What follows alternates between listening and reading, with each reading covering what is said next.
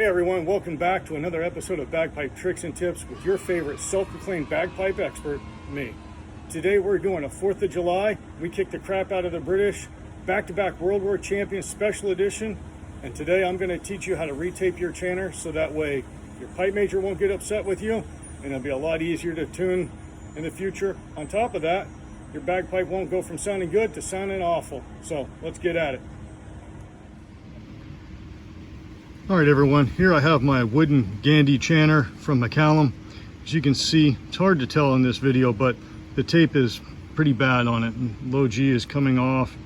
There's a bunch of this adhesive that's stuck to it. You can see kind of that the tape is falling into the holes, and then the side that I pull off is getting pretty bad. So the first thing to do when you're going to be changing electrical tape or doing anything electrical is you need to shut off your circuit breakers first. So let's go do that. All right, here we are at my electrical meter and where all my circuit breakers are at. Now you're going to want to turn this circuit breaker off for one main reason. Here in America, our electricity is at 120 volts. Getting shocked by that is pretty bad. The United Kingdom is at 240. A few other countries 240. But when you're dealing with a chanter, most chanters are around 480, and you definitely don't want to get hit with 480. So I'm going to open this thing up, see if we can't see inside. I've got a handy little cheat sheet here. And we're dealing with the wood Gandy breaker number 9. Here we go. That should do it. Hey, we're going to tape your chanter up. All right, now that we've got the circuit breaker shut off, we can get started on changing the tape on this. Now, if you have a new reed that's going in your chanter and you want to strip all the tape off and a lot of the adhesive is going to be stuck on there, you can go ahead and just take all of the tape off. And to get that adhesive off, WD-40 will work just fine. Or if you have Goo Gone, that'll work. But I think most places you can get WD-40. Just spray a little bit on a napkin and you'll be able to rub off the adhesive once you take all the tape off. However, I'm going to show you how to do it so that way you don't have to take the tape off and use WD-40 and your tuning will stay pretty good, okay? I'm gonna try and show you this with, let's see here, let's pick the B hole. So I'm gonna try and get it so that way it doesn't want to swivel around. So I can show you guys. So the B hole, what I'm gonna do is take a piece of tape. As a matter of fact, I already have a bunch of tape already ready right here. I think I've got 10 pieces or so ready to go. So I'm not going to do my low A because the low A doesn't have any tape on it right now. But what I've got is one piece of tape that I'm going to take and I'm going to bring right up to the underside of the tape that's on the B hole. And I'm just going to set it on there so that way essentially it's covering the entire hole but not on the tape that I'm taking off. So it's just a reference point. All right. So you can see, hopefully you can see that it is coming right up to the old piece of tape. I'm gonna go ahead and take this piece of tape off, the old one.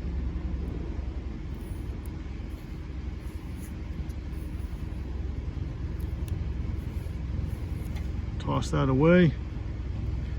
One of these pieces of tape I have already cut over to the side is going to be one that I'm going to use to get the adhesive off that is stuck on the chanter. So you don't have to use WD-40 right now. You just kind of dab this spare piece on your chanter where the adhesive is stuck on there.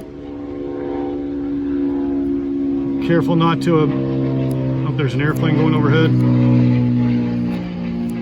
You want to be careful not to change where this adjustment piece or this reference piece is at when you're doing this, trying to get the adhesive off.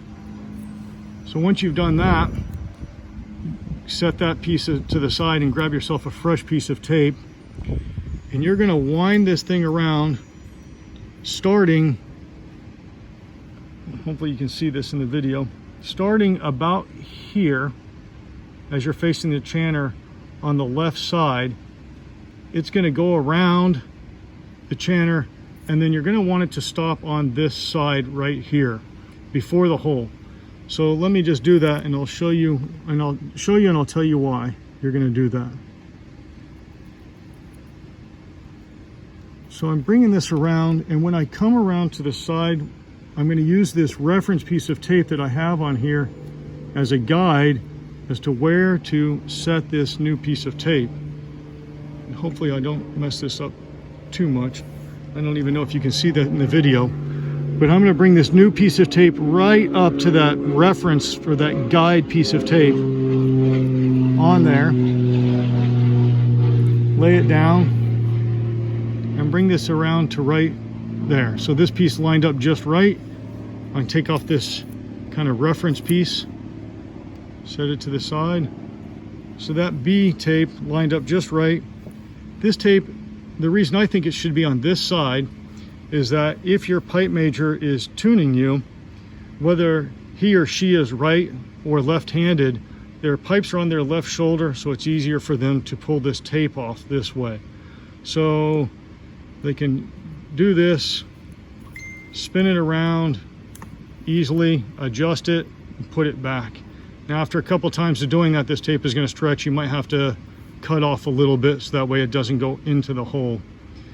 The other reason you're going to start your piece of tape way over here is and wrap it around is that if you just start it right here and go this way, or start it right here and go this way around the chanter, when your pipe major is adjusting it, and I'll mess up the tuning here on this B, but when your pipe major is tuning it, if he or she has to take the tape to here to really do it, then the tape could come all the way off, and then that makes it a lot harder to know exactly where it was at before. So that's why I do it this way. Now, that's pretty much all that it takes to do this. You're going to want to leave yourself a few spare pieces around the bottom of your chanter, just in case one needs to be changed while you're leading up to competition. You don't want to have to be digging into your sporn or going back to a pipe case for it. So that's pretty much how I do it. I'm going to knock all the rest of this out, and we'll have a listen to it whenever we turn the circuit breakers back on. Here are a few still shots to hopefully show the reference piece of tape on the bottom side of the hole a little bit better.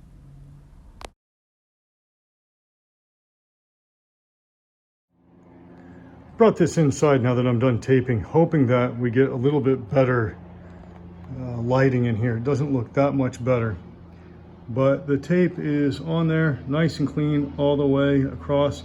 And let's see if I can rotate it, see whether you can see. Doesn't look like it, but all of the ends of the tape are on this side to where the pipe major could use his or her thumb to peel it off easily.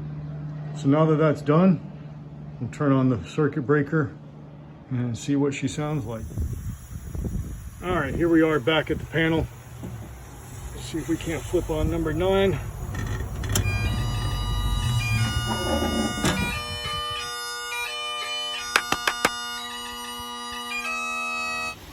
Now that you're done taping up your chanter, you can get back to celebrating America's birthday. Now you might ask, what if I'm not American? Well, in this day and age, you can identify as an American. The first thing you want to do is grab yourself the most American of all beers, Miller High Life. It's a champagne of beer, it says so right on the bottle. You're going to take that bad dog, crack it, put it in a glass because you're classy. All right? There it is. You're going to enjoy.